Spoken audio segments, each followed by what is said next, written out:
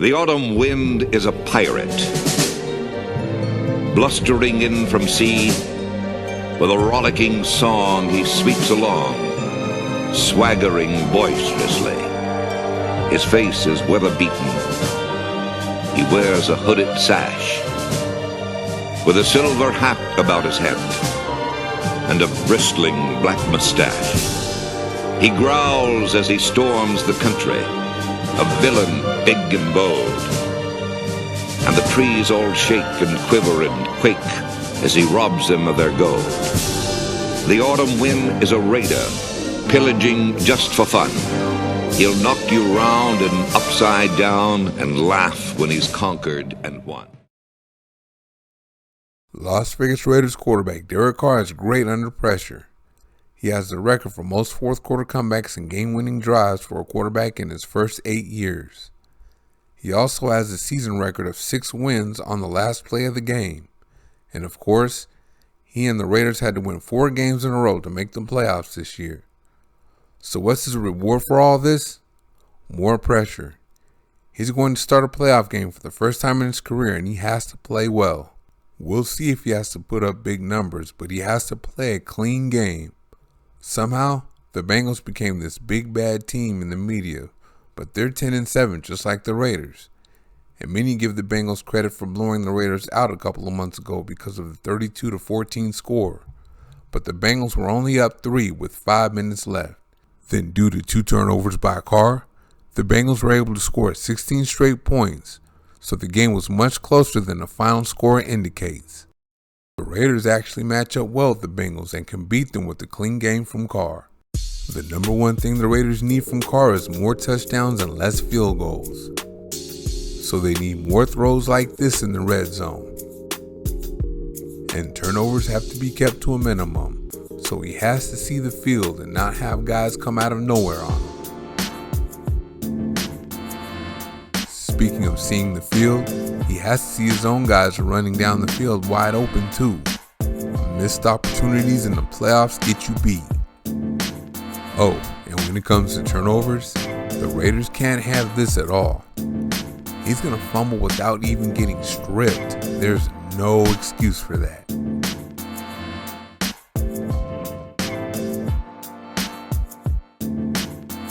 As you can see here, the Bengals are scared to death of a deep ball from Carr. So while the Raiders might not make a killing on the deep ball Saturday, they need to take some shots to keep them scared. It is so good to have tight end Darren Waller back. He should be active after the catch on short passes.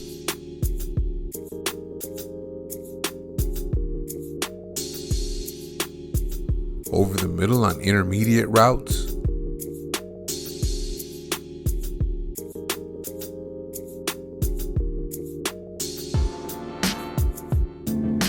And when it's there, they should hit him deep too.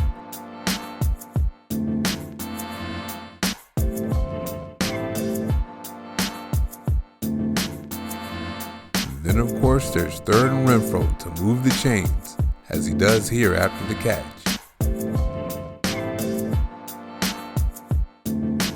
And when the defense is paying too much attention to those two, Zay Jones will make them pay. I also hope to see Deshaun Jackson taking advantage of the 26th ranked pass defense. And you know what? I'm not as scared of Brandon Parker on Sam Hubbard or whoever they got over there as I was Joey Bosa. The reason why is, according to Pro Football Focus, Parker had his best game as a pro against them back in Week 11. Well, they did give him some help at times, but I'll take it.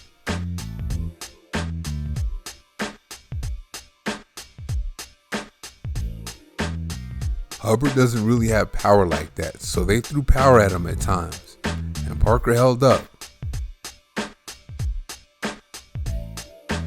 The Raiders had a chip man to help Parker a lot last week against Bosa, but if Parker plays like he did against the Bengals last time, he may not need as much help.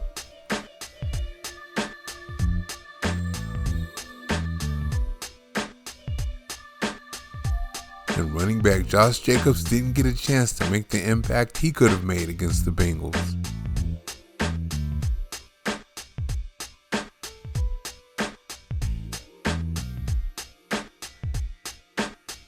It looked like he might have been able to do something, as he had 37 yards on only 9 carries, including this 18-yard run right here. But the Bengals are ranked number 5 against the run, so this one will be interesting. Also, when the deep ball isn't there, Jacobs is a good option to check it down to.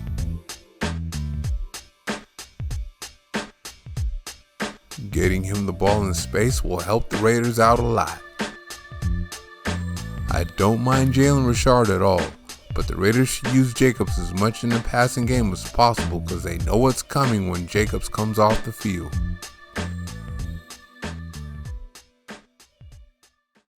Oh, the Bengals like to go deep to Jamar Chase with Joe Burrow, but good luck with that with Yannick Ngakoue coming off the edge. What the heck he cut back for? There's also this guy named Max Crosby on the other side. I think he may have introduced himself by now.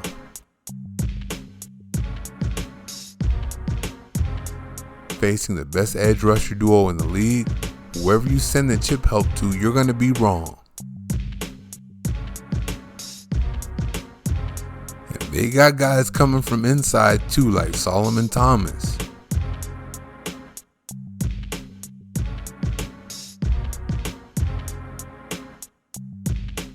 And Quentin Jefferson.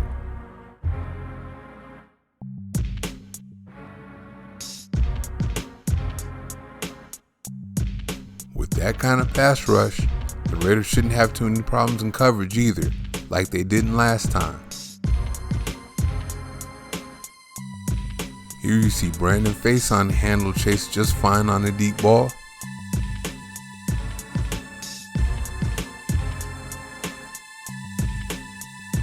And here he is again. They try to pick on him when they can get it off, but as you can see, that rush was there. Now this time, the coverage helps the rush as Casey Hayward takes the deep ball away.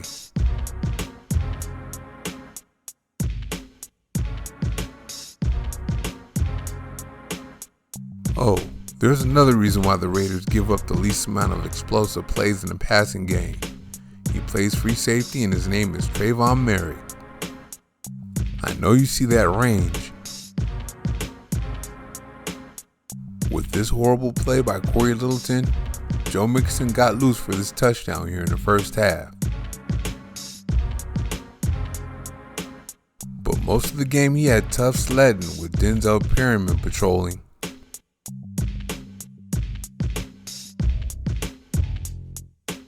He was real decisive and came downhill from sideline to sideline to make plays.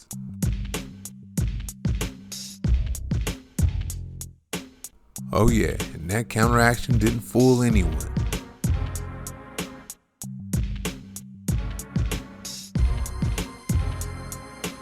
Crosby won it and got some of that work in the run game too.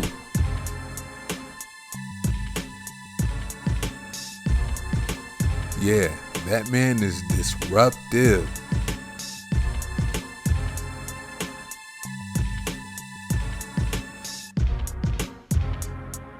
It wasn't until late in the game when Carr started turning the ball over that the Bengals running game really got loose.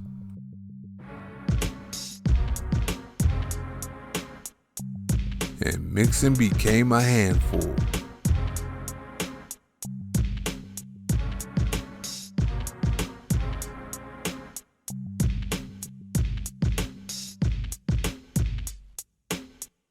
When the defense has to go right back onto the field after a turnover, bad things happen.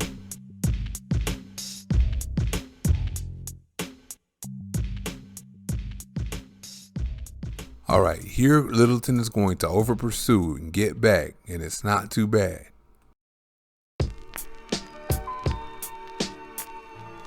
But what about when he and strong safety Jonathan Abram really over pursued? Well, neither of those guys will be playing Saturday, which is why the run defense is so much better now. Carr needs touchdowns over field goals and to find his weapons without unnecessarily giving the ball away. And on defense, they need to and should be able to get after Burrow again.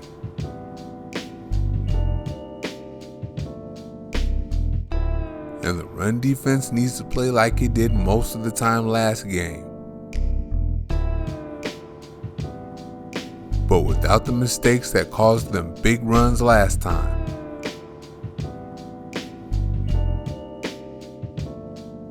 Thank you for watching. See you next time.